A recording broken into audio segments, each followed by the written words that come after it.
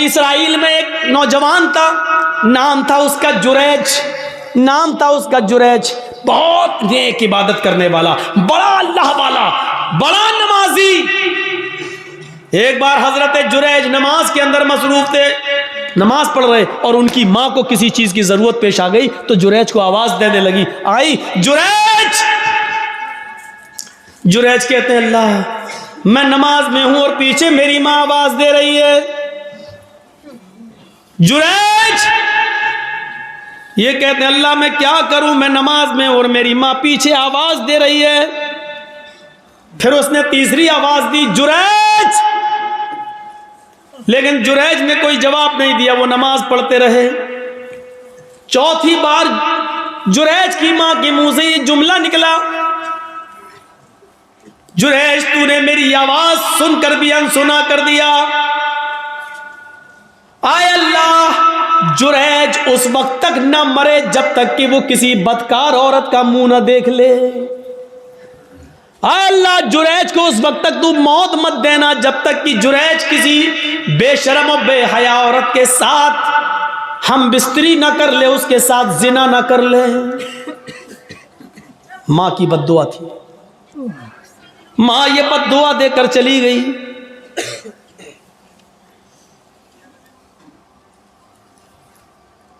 फिर क्या होता है, 2, 4, 5 दिन के बाद एक औरत जुरैज के मोहब्बत में, जहां वो इबादत करते थे उसी में हुजरा था, उसी हुजरे में खूबसूरत औरत आती है और जुरैज से कहती है जुरैज उदनु मिन्नी, आओ मेरे करीब आओ और मुझसे जिना करो। जुरैज ने कहा अल्लाह की पनाह मैं ऐसा गलत काम नहीं कर सकता, मैं अल्लाह का नेक बंदा हूं, उसकी इबादत में मैं अपनी जिंदगी गुजार रहा हूं, चलो जाओ यहां से हटो, यह गलत काम मुझसे नहीं होगा। जुरैज ने उस औरत को भगा दिया। वो औरत परेशान थी, सीधे जंगल में जाती है और वहां बकरियां चराने वाले एक चरवाहे के साथ वो जिना कर लेती है, शिकार हो जाती है जिना का। 9 महीने 10 महीने गुजर जाते हैं। 9 महीने के बाद उस औरत के बच्चा पैदा होता है, हमल ठहर गया था।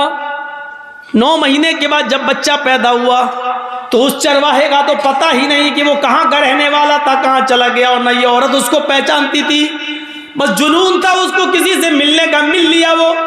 ये जुरैज नहीं मिला तो जंगल के चरवाहे के पास चली गई, लेकिन चरवाहे का पता नहीं। 9 महीने से इसके घर में जब बच्चा पैदा होता है तो पूरे गांव वाले इस पर भिल पड़े हैं, तेरी शादी नहीं हुई, बच्चा कहां से आया। जब उसको ज्यादा परेशान किया गया और गंभीरता से इस बात को ली गई कि पूरा समाज बदनाम हो जाएगा, बता पहले ये बच्चा किसका है, तो उस औरत ने जुरैज का नाम ले दिया। उस औरत ने जुरैज का नाम ले लिया कि इस बच्चे का बाप जुरैज है।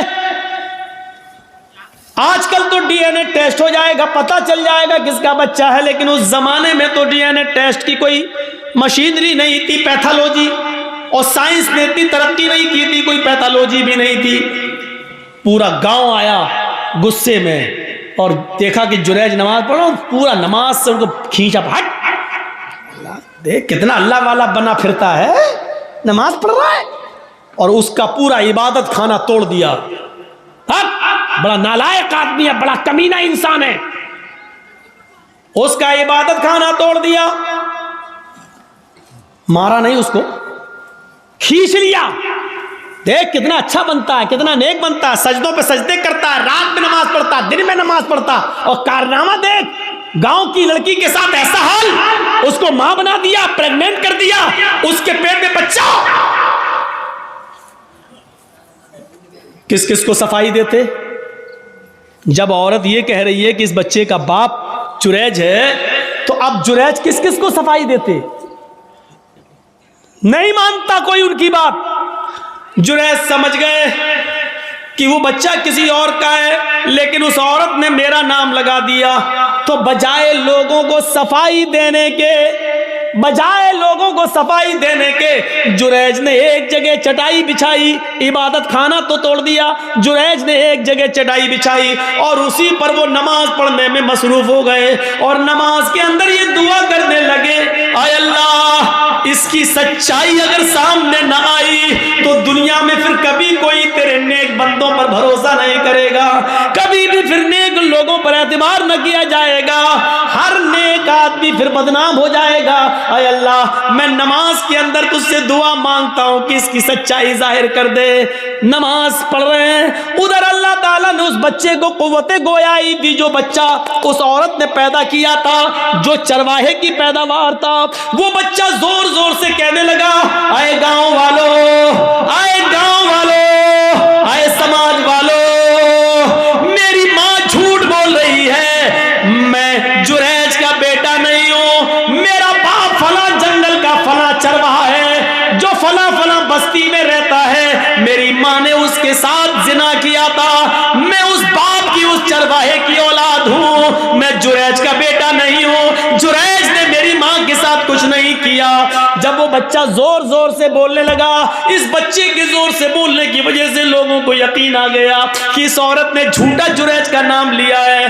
वो माफी तलाफी करते हुए आए और कहने लगे, जुरैज हमें माफ कर दो, हम सोने का तुम्हारा माबद इबादत खाना सोने का बना देंगे, हमें हमारे पास इतना सोना है, हम सोने का तुम्हारा इबादत खाना बना देंगे। जुरैज ने कहा नहीं नहीं, जिस तरह मिट्टी का पहले बना हुआ था उसी तरीके का बना दो, सोने की इबादत खाने का हम क्या करेंगे, हमें तो नमाज ही तो पढ़ना है और करना ही क्या है। मेरे भाइयों, हजरत जुरैज के ऊपर जब मुसीबत आती है और इतनी बड़ी मुसीबत कि नेक आदमी के ऊपर जिना का इल्जाम लग रहा है, तो हजरत जुरैज सफाई पेश नहीं करते हैं बल्कि नमाज की आगोश में चले जाते हैं, नमाज के दामन में चले जाते हैं, नमाज पढ़ना शुरू कर देते हैं और उसी नमाज के अंदर दुआ मांग रहे हैं। अल्लाह ने कहा, या अय्युहल्लज़ीना आमनुस्तईनु बिस्सब्रि वस्सलाह, जब तुम्हारे ऊपर मुसीबत आए तो सब्र और नमाज के जरिए अल्लाह से मदद मांगो। जुरैज ने सब्र किया गांव वालों के इबादत खाना तोड़ने पर और नमाज के जरिए अल्लाह से मदद मांगी है। मेरे भाइयों, नमाज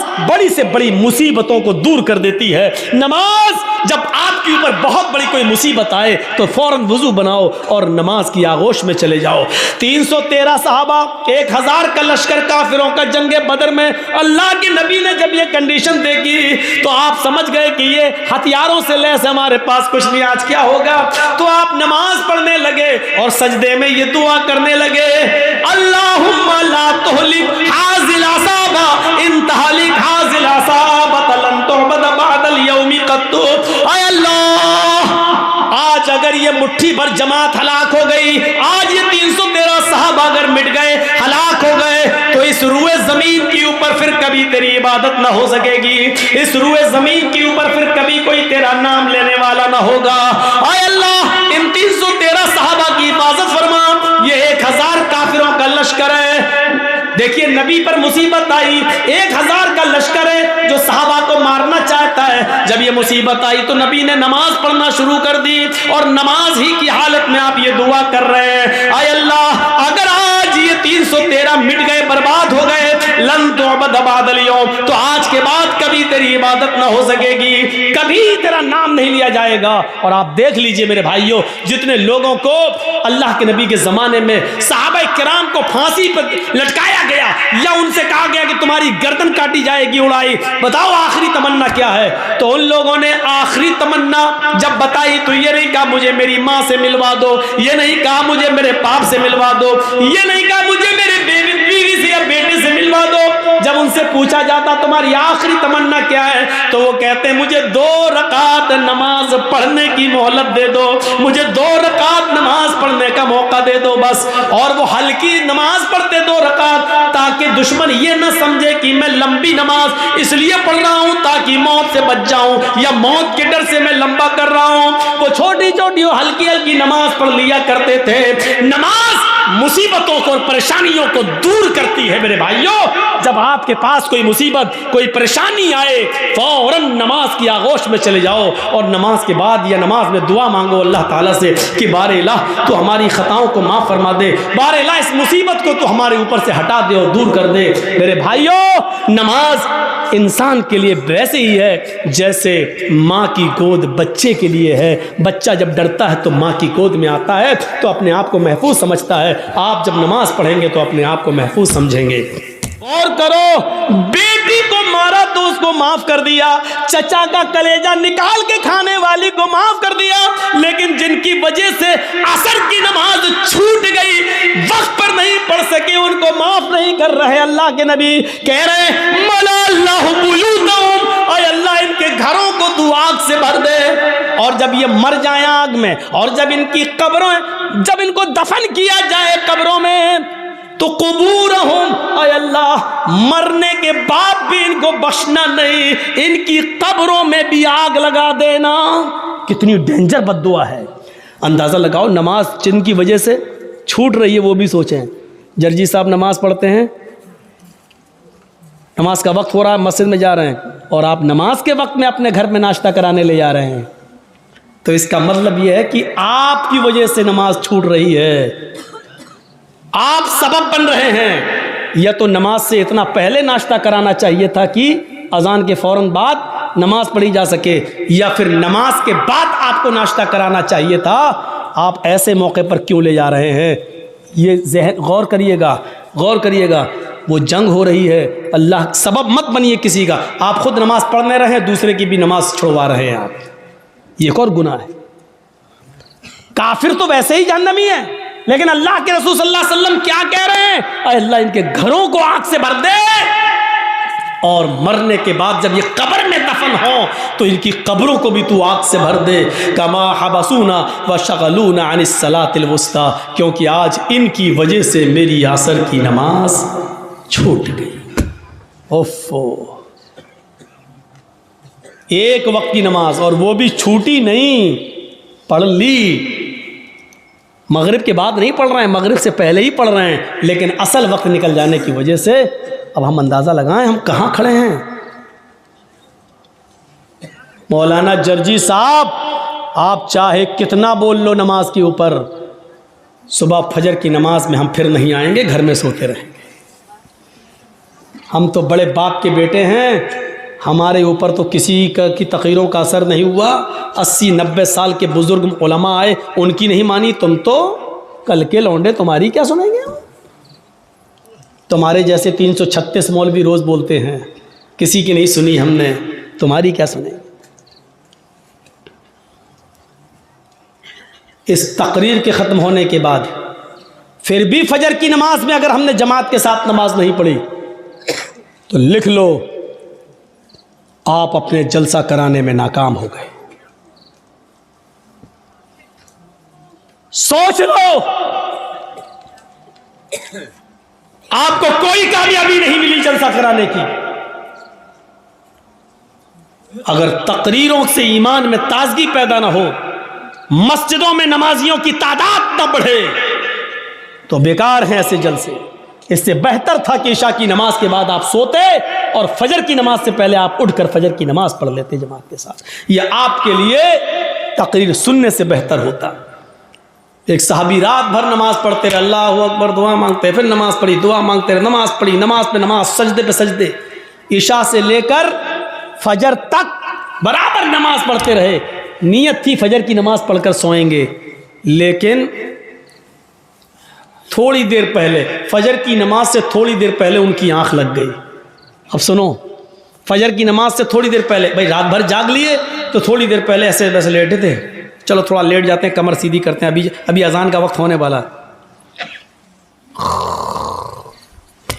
गए काम से। थोड़ी देर की बात आंख खुली, मस्जिद में नमाज हो रही है, जल्दी से वुजू बनाया, नमाज में शामिल हो गए। जमात तो मिल गई, दोनों रकातें मिल गई, लेकिन फजर की नमाज से पहले जो 2 रकात सुन्नत पढ़ी जाती थी वो नहीं पढ़ पाए। सुन रहे हैं? गौर से सुनिए, वो नहीं पढ़ पाए। फजर की जमात नहीं छूटी थी, जमात मिल गई। भाई सो के उठे, जल्दी से वजू बनाए, मस्जिद में चले गए, नमाज तो पढ़ ली, दोनों रकातें मिल गई, लेकिन सुन्नतें नहीं पढ़ पाए। बाद में जब वो सुन्नतें पढ़ने लगे, सुन्नतें पढ़ने के बाद फ़र्ज़ नमाज के बाद जब अल्लाह के नबी ने सलाम फेर दिया, सलाम फेरने के बाद देखा कि वो कोई सुन्नत पढ़ रहा है। सुन्नत के बाद जब आपने उनको बुलाया, आपने उनसे कहा ये बाद में तुम कौन सी नमाज पढ़ रहे थे? कहा अल्लाह के रसूल वो रात भर नमाज पढ़ी थी, मैंने इबादत की थी, और फजर की नमाज से थोड़ा पहले मुझे नींद आ गई, आँख खुली तो मैंने जल्दी से वज़ू बनाया, मस्जिद में आ गया, जमात खड़ी थी, तो जमात के होते हुए हमने सुन्नत नहीं पढ़ी, पहले जमात पढ़ ली, बाद में सुन्नत पढ़ ली। तो अल्लाह के रसूल ने जो जवाब दिया वो सुनिए। आपने फरमाया काश तो पूरी रात आराम से सोता, काश तो पूरी रात इशा की नमाज के बाद से लेकर फजर तक आराम से सोता, गहरी नींद में सोता, लेकिन फजर की नमाज से पहले उठकर वुजू बना लेता और फजर की नमाज से पहले 2 रकात सुन्नत पढ़ लेता। अल्लाह की कसम, फजर से पहले 2 रकात सुन्नत अगर पढ़ लेता तो ये 2 सुन्नतें तेरे लिए रात भर की इबादत से ज़्यादा बेहतर होती।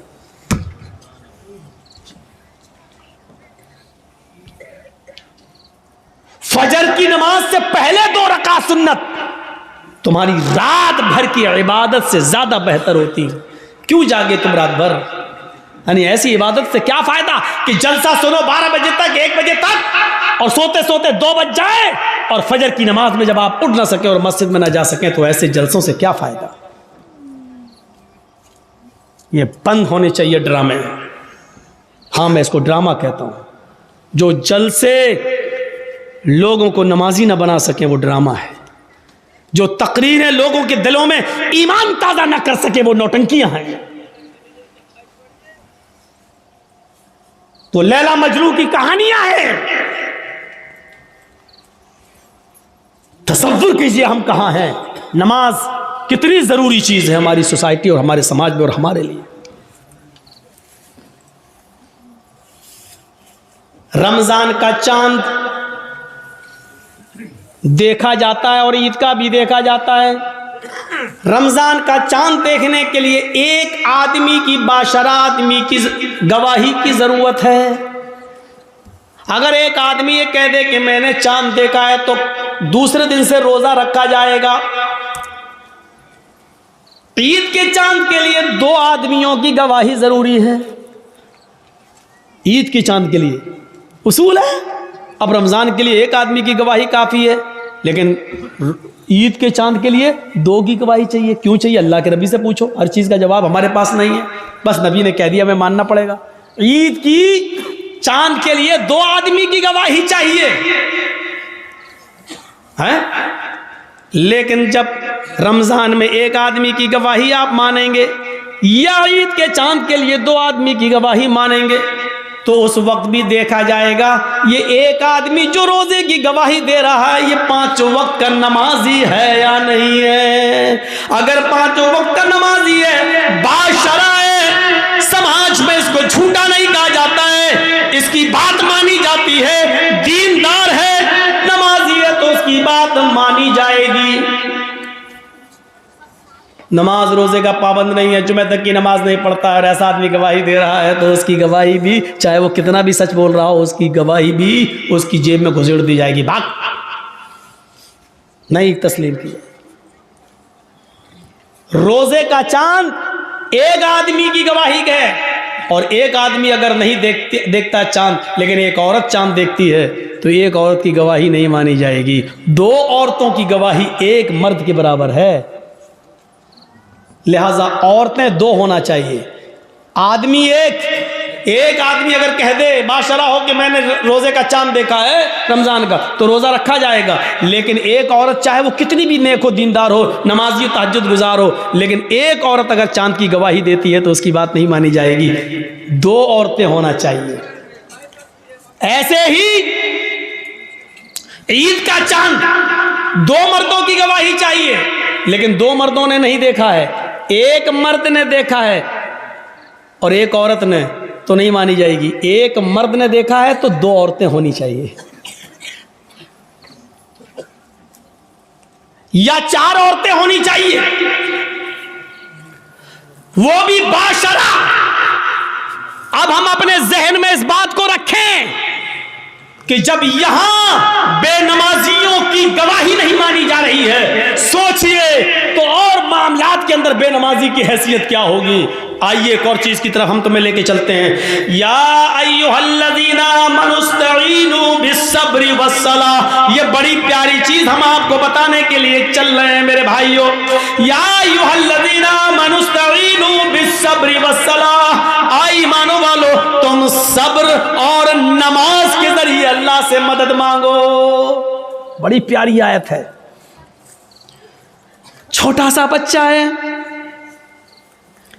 अभी वो अपनी मां का दूध पीता है, 8-9 महीने का, 10 महीने का, 1 साल का है, चलता है फिरता है, पूरी ताकत नहीं है, हल्के हल्के पैरों से चलता भी है, गिरता भी है।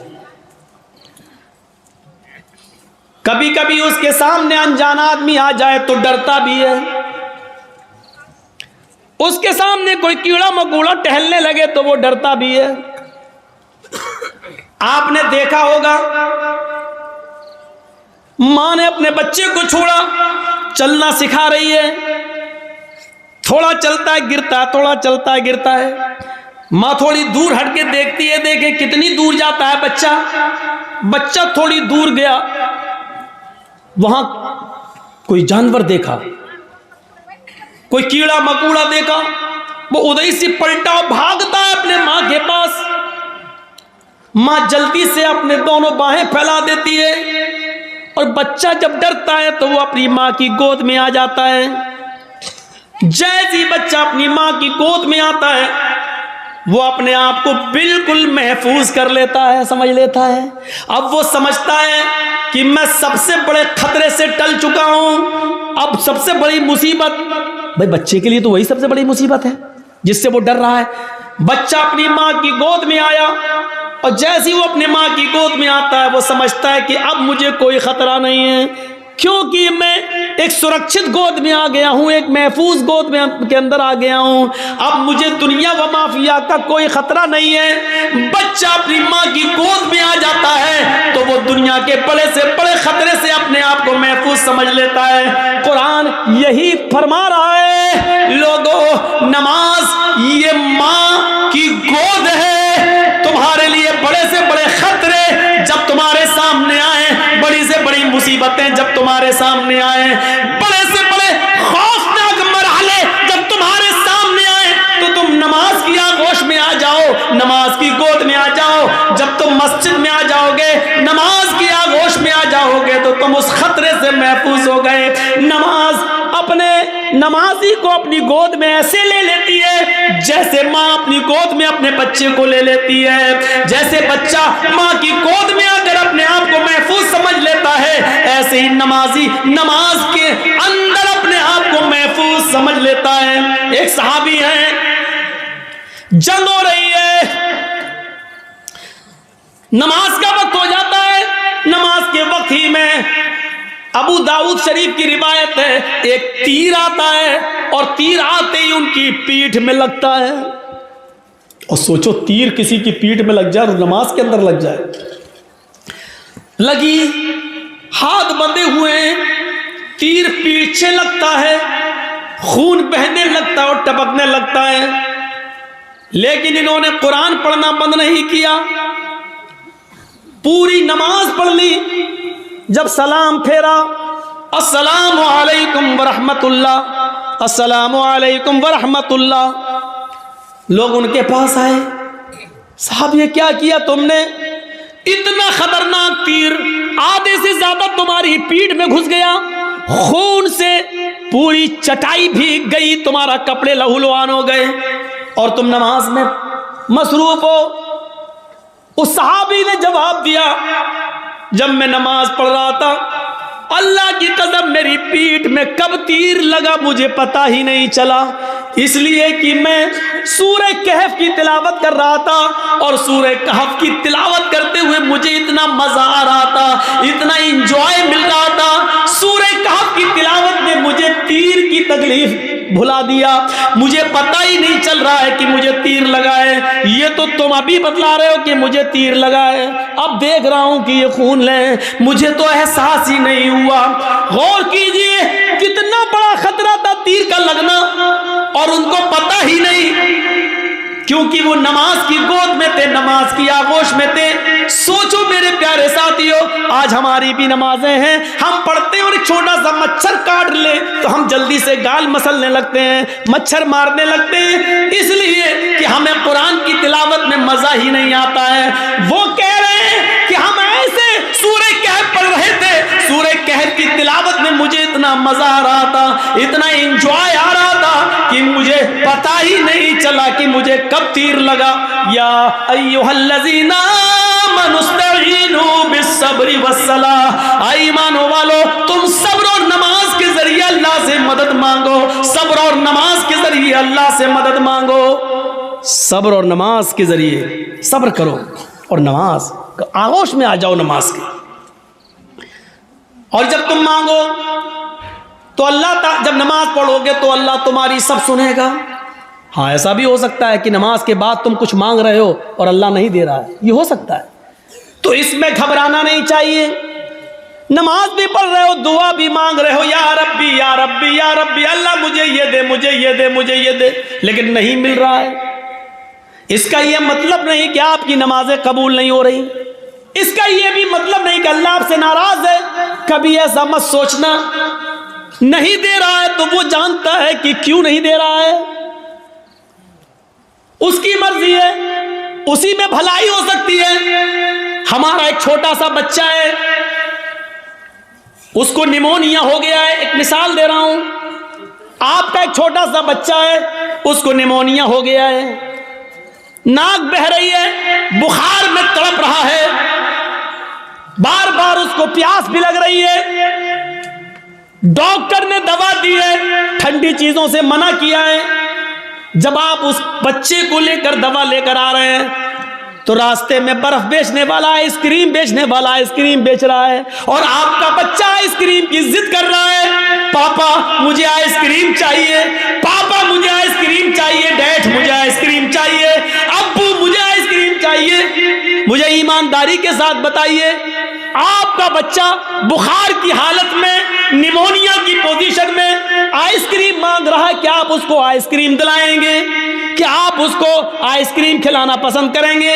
नहीं, क्योंकि आप जानते हैं कि इस वक्त इसकी अगर मुराद मैंने पूरी कर दी तो मेरा बच्चा और ज्यादा बीमार हो जाएगा। आप उसके हजार जिद करने के बावजूद आप उसको आइसक्रीम नहीं देंगे, जबकि आपको बुरा लग रहा है कि मेरा बच्चा बेचारा मांग रहा है। आप नहीं चाहते कि उसकी तमन्ना पूरी ना हो, आप चाहते हैं कि दिलाएं, लेकिन उसकी बीमारी बतला रही है आइसक्रीम उसके लिए नुकसानदेह है।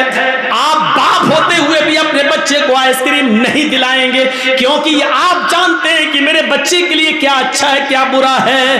आप कहिए अल्लाह मुझे ये दे, मुझे ये दे, मुझे ये दे, और नहीं मिल रहा है तो नाराज मत होइए, क्योंकि आपका रब जानता है आपको क्या देना है और क्या नहीं देना है। वो क्यों नहीं दे रहा है आपको, इस पे अल्लाह ताला से शिकवा मत करिए, शिकायत मत कीजिए। हो सकता है उसका न देने में ही भलाई हो जो चीज आप मांग रहे हो। एक बादशाह ऐलान करता है, आओ मेरी रियाया, मेरी पब्लिक, जो मुझसे मांगेगी मुंह मांगे मैं उसको दूंगा। सारी की सारी पब्लिक एक मैदान में जमा हो जाती है, और बादशाह जो पब्लिक मांगती जा रही है बादशाह देता जा रहा है। एक बुढ़िया एक खच्चर पे बैठ के आई, खच्चर गधे की तरह होता है, खच्चर पे बैठ के आई। बादशाह ने कहा, बुढ़िया तेरा बेटा है? कहा नहीं। पति है? कहा नहीं। कोई नहीं है? कहा नहीं। आए मेरे वजीर, इस बुढ़िया को 100 दीनार दे दो, 100 सोने की अशरफियां दे दो। बुढ़िया कहने लगी, नहीं, आप बेइंसाफी कर रहे हैं, सबसे पूछ रहे हैं कि बताओ क्या मांगते हो, और जो जो मांग रहा उसको आप देते जा रहे हैं, और मुझसे कह रहे हैं कि 200 अशरफी दे दो सोने की। नहीं, मुझे भी मुंह मांगे इनाम चाहिए। बादशाह ने कहा, बता तुझे क्या चाहिए? उसने कहा, जो खच्चर में लेके आई हूं इसके ऊपर इतना सोना लाद दो कि आसानी से लेकर मेरे घर तक पहुंच जाए। इस खच्चर के वजन के बराबर सोना। बादशाह ने कहा देखो ये तुम गलत कर रही हो। क्या जवाब दिया उस बुढ़िया ने, आपने सबकी मुरादें पूरी की, मेरी भी करो। पब्लिक कहने लगी हाँ बादशाह सलामत, आपकी बेइंसाफी, आप गलत कर रहे हैं, सबको मुंह मांगे दे रहे हैं, तो इस बुढ़िया ने भी जो मांगा उसको दो। बादशाह ने कहा जाओ सोना लेकर आओ और इसके खच्चर पर लाद दो। सोना लाद कर खच्चर पर लेकर बुढ़िया चली गई घर। गांव के लोगों को पता चला, ओ सुनो बहुत सा माल आया, सोना मिला है बुढ़ी को। घर कमजोर था, रात में नकब लगाया, 2-3 चोर अंदर घुसे। बुढ़िया में ताकत ही कितने थी, एक ने पैर पकड़ा, एक ने गर्दन दबा दी, पकड़ा खत्म। 1 मिनट भी नहीं लगा, बुढ़िया गई और सारा सोना वो लेकर भाग गए। सुबह हंगामा हो गया, बुढ़िया मारी गई, सोना चला गया। बादशाह ने सारी रियाया को फिर बुलाया, कहा लोगों क्या हुआ? कहा बुढ़िया मारी गई, सोना गायब। कहा देखो मैं जानता था, इसीलिए उसको 100 अशरफिया दे रहा था। मैं जानता था कि उस बुढ़ी को लालच है, इतना सोने का करेगी क्या, ना इतना खा पाएगी, उसकी जिंदगी में अब ज्यादा दिन भी तो नहीं रह गए, लेकिन उसके लालच ने उसको मार दिया। इसीलिए मैं उसको 100 सोने की अशरफियां दे रहा था, लेकिन आप लोगों ने मेरी मुखालिफत की। देखो मुझे मालूम था बुढ़िया इतना सोना नहीं संभाल सकेगी, इसलिए मारी गई। एक मामूली बात से ये कह रहा है कि कितना उस बुढ़िया को मिलना चाहिए मैं जानता हूं, और क्या नहीं मिलना चाहिए मैं जानता हूं। तो जो लोग अल्लाह से दुआएं मांगते, मुझे ये दे दे, मुझे ये दे दे, लेकिन नहीं मिल रहा है, उसका रब जानता है कि क्या देना चाहिए, क्या नहीं देना चाहिए, कितना देना चाहिए और कितना नहीं देना चाहिए, ये उसको मालूम है। इसलिए उसने जितना दिया है उसी पर राजी रहो, उसी पर खुश रहो।